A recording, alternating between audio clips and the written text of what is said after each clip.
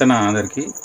ఈరోజు BJP MP ఎలక్షన్లకు సంబంధించి తెలంగాణ రాష్ట్రంలో మొత్తం 17 సీట్లు ఉండగా అందులో 9 మంది అభ్యర్థుల లిస్టును కరీంనగర్ నుంచి బండి సంజయ్, నిజామాబాద్ నుంచి sitting MP Arvind, Zaheerabad parliament నుంచి బీఆర్ఎస్ నుంచి బీజేపీలోకి వెళ్ళిన B B Patil sitting MP BJP ticket తీసుకోవడం జరిగింది అక్కడ. మరియు మల్కాజ్గిరికి ఈటెల రాజేందర్, హైదరాబాద్ మాధవీలత, చేవేళ కొండ విశ్వేశ్వర రెడ్డి, నాగర్ కర్నూలులో భరత్, భువనగిరిలో బూర నర్సయ్య గౌడ్, అదేవిధంగా సికింద్రాబాద్ నుంచి జి కిషన్ రెడ్డికి ఎంపీ టికెట్ ఇవ్వడం జరిగింది. ఇందులో ఇంకా 17 అంటే ఇప్పుడు ప్రస్తుతం 9 సీట్లకు అభ్యర్థులను ఖరారు చేశారు. మిగతావి ఇంకా 8 మంది అభ్యర్థుల జాబితాను 2వ లిస్టులో విడుదల చేయనున్నట్లు పార్టీ అధిష్టానం సామాజిక మాధ్యమాల్లో కూడా వాళ్ళు తెలియజేయడం జరిగింది. అఫీషియల్గా కూడా వారు అనౌన్స్ చేశారు ఫస్ట్ లిస్టు. మిగతా విశేషాలు తర్వాత మనం మాట్లాడుకుందాం. నా చిన్న రిక్వెస్ట్ ఏంటంటే, మీరు నా వీడియోస్ అన్నీ చూస్తున్నారు, కాకపోతే ఎవరు లైక్లు ఎక్కువ చేయడం లేదు. కొద్దిగా లైక్లు ఎక్కువ చేస్తే ఇలాంటి వార్తలు ఇంకా మరికొందరికి ఫార్వర్డ్ అవుతాయి.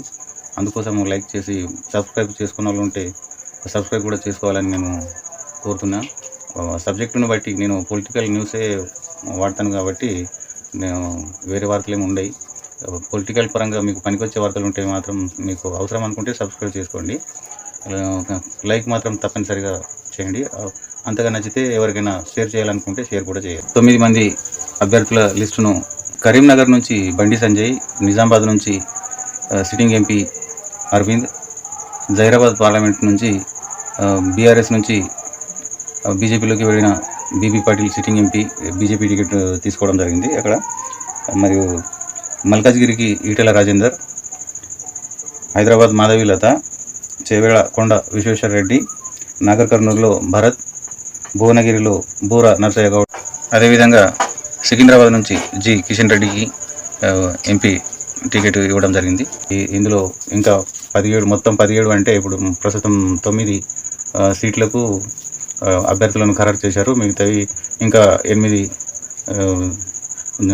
మంది అభ్యర్థుల జాబితాను 2వ లిస్టులో విడుదల చేయనున్నట్లు పార్టీ అధిష్టానం సామాజిక మాధ్యమాల్లో కూడా వాళ్ళు తెలియజేయడం జరిగింది.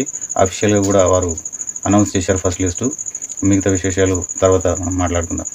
నా చిన్న రిక్వెస్ట్ ఏంటంటే, మీరు నా వీడియోస్ అన్నీ చూస్తున్నారు, కాకపోతే ఎవరు లైక్లు ఎక్కువ చేయడం లేదు. కొద్దిగా లైక్లు ఎక్కువ చేస్తే ఇలాంటి వార్తలు ఇంకా మరికొందరికి ఫార్వర్డ్ అవుతాయి.